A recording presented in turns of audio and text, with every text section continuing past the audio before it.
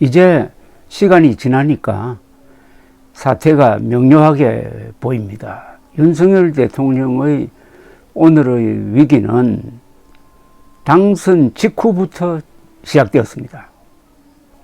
아무런 법적 권한이 없는 대통령 당선자가 국방부를 딱 찍어가지고 2달 안으로 그곳으로 들어갈 테니까 방 빼라고 했습니다.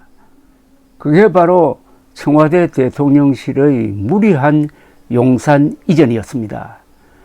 이게 얼마나 심각한 문제인가 하는 것은 시간이 가면 갈수록 더 확실해질 것입니다. 대통령실은 그 중요성이 거의 수도에 준합니다.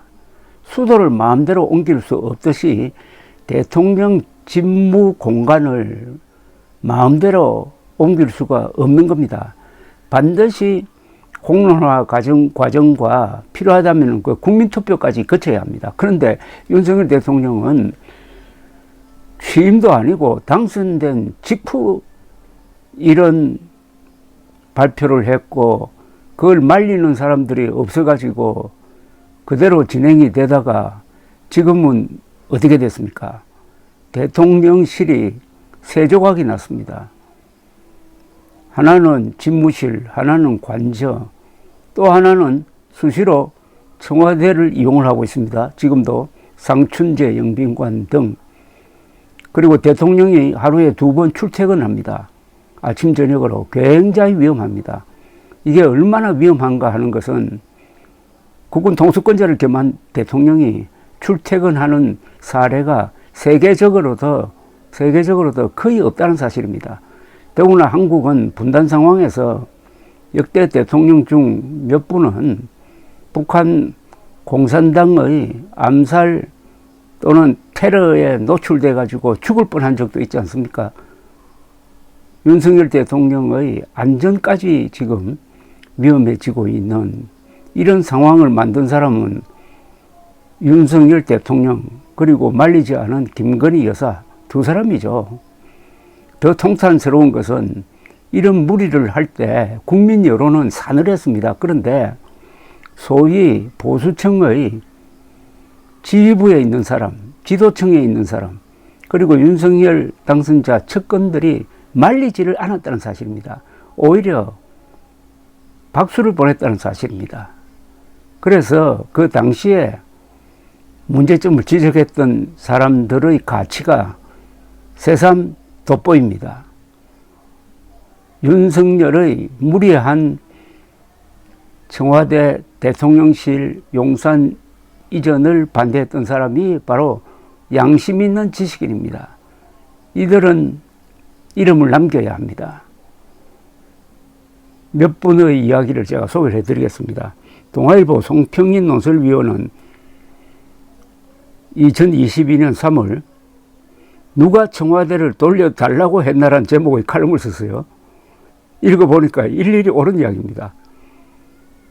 2022년 3월 당선 직후 윤석열 대통령이 새로운 시대를 열 것이라고 해가지고 기대가 높을 때였습니다. 윤 당선인이 졸속 용산 결정에 괜히 국민을 들먹인다면서 국민 다수 여론은 용산 이전 반대이니 문재인 대통령의 협조 거부를 목리로 여기지 말고 윤 대통령은 심사숙고의 계기로 삼아야 한다는 요지였습니다. 송평인 논설위원은 윤석열 대통령 당선인에게서 청와대를 국민에게 돌려주겠다는 말을 반복적으로 듣는 게 불편하다. 국민은 대통령에게 제왕적 통치에서 벗어나라고 했지 청와대를 돌려달라고 한 적이 없다. 그가 국민을 들먹이며 스스로 안 들어가겠다고 한 것이지 국민이 요구한 것이 아니다. 청와대가 공원이 되지 않아도 그 일대는 충분히 좋다. 경복궁 담벼락을 따라 청와대 정문 앞까지 올라갔다가 내려오는 길은 서울 최고의 산책길 중 하나다. 성곽길을 따라 청와대 뒤편 북악산으로 오르는 길도 잘 조성되어 있어 굳이 경복궁역에서 출발해 청와대를 통해 올라갈 필요도 없다고 했습니다. 송평인 논설위원은 윤 당선인이 광화문 시대를 열겠다고 했을 때 경호, 보안 등의 문제를 해결할 보관이 써 있는 줄 알았다. 그 팀은 이미 청와대에 대통령 집무실이 비서동에 자리 잡고 기자실과도 가깝다는 기본 사실도 몰랐다. 이 말은 뭐냐면 문재인 정부 시절에 이미 대통령 집무실이 비서동에 있어가지고 비서들과의 소통이 잘 진행되고 있었다는 겁니다. 그런데 그것도 모르고 청와대에 들어가면은 소통이 안 된다는 걸 이전의 이유로 삼은 점을 비판을 하고 있습니다. 그런 팀이 최초 아이디어 이후 닷새 만에 결정한 용산 시대가 졸속이 아니라고 한다면 누가 믿어주겠는가? 여론조사 결과 용산 이전에 58%가 반대를, 33%가 찬성이다. 압도적으로 그때부터 반대했습니다. 윤 당선인은 500억 원이면 이전이 완료될 것처럼 말했다. 다음날 합동참모본부를 남태령으로 옮기는데 1200원이 든다는 발표가 따로 나왔다. 대통령 관제를 새로 짓는다면 또 큰 돈이 들어갈 것이다. 정말 그 돈만 들 것인지도 의문이다. 라고 지적을 했습니다. 사전조사 부족과 졸속 결정을 비판한 거죠. 송평인 위원은 청와대 특가 나쁘다는 세간의 견해에 대한 비판도 했습니다. 승효상, 유홍준 씨 등 문재인의 친구들은 잘 알지도 못하면서 청와대 흉기로를 들먹였다. 청와대 옛 본관이 있던 수궁터는 예로부터 길지로 꼽힌다. 그래서 일본의 조선 총독이 그곳에 관제를 지었다. 대통령들의 부르는 청와대가 흉지여서가 아니라 자신들이 잘못했었다. 대통령 개인과 달리 대한민국은 세계에서 유례를 찾기 힘들 정도로 발전했다. 길지여서 그랬을 것이다. 맞는 이야기 아닙니까? 청와대가 흉가나 흉지라면 대한민국이 망했지. 송평인 위원은 미사일 시대인 지금 산들에 둘러싸인 청와대야말로 분단국가의 대통령이 입지할 최적의 장소라면서 당초 천혜의 길지를 두고 광화문으로 간다는 구상 자체가 잘못된 것이었고 그 잘못된 구상이 다시 용산으로 간다는 더 잘못된 구상으로 이어졌다고 했습니다. 모든 일에는 순서가 있고 시간이 걸려도 순서를 밟아야 한다면서 용산 시대를 열려면은 남태령의 수방사가 먼저 이전해야 하고 이전 완료 후 문제가 없음이 확인될 때 합참이 남태령으로 이전해야 하고 다시 이전 완료 후 문제가 없음이 확인될 때 국방부가 합참 자리로 들어가고 대통령 집무실의 이전이 시작돼야 한다고 했습니다. 일을 순서대로 해야 된다는 이야기입니다.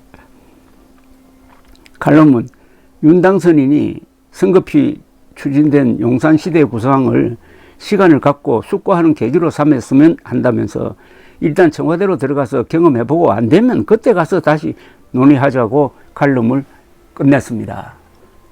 이런 충고도 거부한 윤석열 대통령. 지금 허둥대고 일에는 두서가 없고 하는 일마다 이게 사리에 맞지 않고 과학에도 맞지 않고 하다는 것은 뭘 의미하는 겁니까? 윤석열 대통령에게 브레이크를 걸 지점에서 브레이크를 걸지 않고 엑스레이트를 밟아가지고 윤석열 잘한다고 박수친 대다수 보수 언론, 보수 지식인들이 공동 책임을 져야죠. 바로 그 패턴대로 이준석 대표를 몰아냈고 그 패턴대로 의과대학 정원 2,000명 늘리기를 발표했다가 의료 대란을 일으켜가지고 6.25 전쟁 이후 모든 국민들이 다치면 죽는다는 공포감에 휩싸이도록 한 점,